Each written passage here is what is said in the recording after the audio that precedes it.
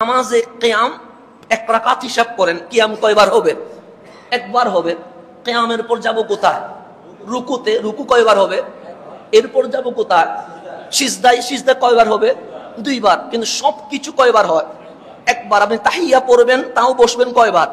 একবার। মানে এক রাকাত হিসাব করলে কিয়াম একবার, রুকু একবার, সিজদা দুইবার, তো বৈঠকও একবার, কিয়ামও একবার, রুকুও একবার। কিন্তু মালিক বলছে রুকুও একবার, কিয়ামও একবার, তাহিয়া বসবাও একবার, কিন্তু সিজদা দিবা কয়বার? দুইবার। তাই দুই রাকাত নামাজ পড়লে সবগুলো এক এক করে করলে কিন্তু সিজদা দুইবার দুইবার করে কয়বার করতে হবে?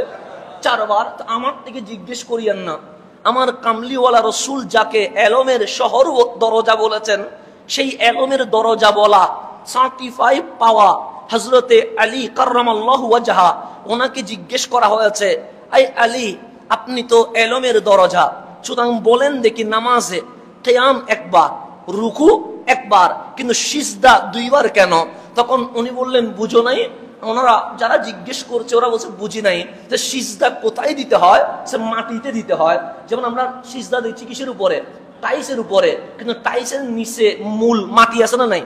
আছে। মাটি ছাড়া কোনো সিজদা হওয়ার জায়গা নাই। আপনার কপাল না অবশ্যই মাটিতে বাজতেই হবে। তাহলে কিয়াম করলে মাথা মাটিতে বাজে না, রুকু করলে মাথা মাটিতে যায় না, বসলে মাথা মাটিতে যায় না, শুধুমাত্র সিজদায় মাথা কোথায় যায়?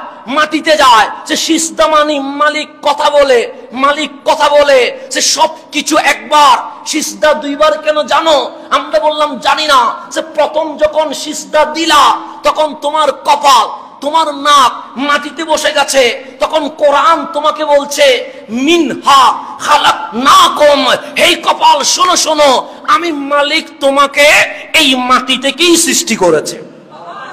যখন কপাল কোথায় চলে গেছে তখন মাটির দিকে তাকায়া মালিক বলছে মিনহা খালাকনাকুম, তোমার কিসের অহংকার, তোমার কিসের গৌরব, তোমার কিসের আমিত্ব, কিসের তোমার বংশমর্যাদা? মিনহা খালাকনাকুম, আমি তোমাকে মাটি থেকেই বানিয়েছি। এখন আপনি উঠে গেলেন, আবার গেলেন কোথায়? সিজদায়। দ্বিতীয় সিজদায় যখন কপাল আর নাক লেগে গেছে তখন মালিক আপনাকে বলছেন ওয়াফিহা নুঈদুকুম, যেই মাটি থেকে তুমি আসছো সেই মাটিতেই তোমাকে আসতে হবে।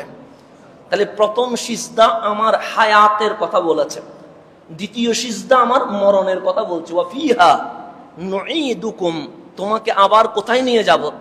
কবরে।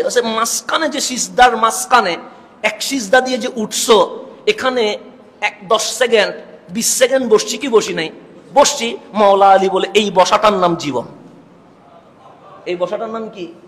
প্রথম সিজদাটা তোমার জন্ম, দ্বিতীয় সিজদাটা তোমার মৃত্যু। এই মাঝখানে যে 10-20 সেকেন্ড বসলা, এটাই তোমার জীবন। এই জীবনে আর কিছুই নাই। দেখতে দেখতে তোমার জীবন চলে যাবে।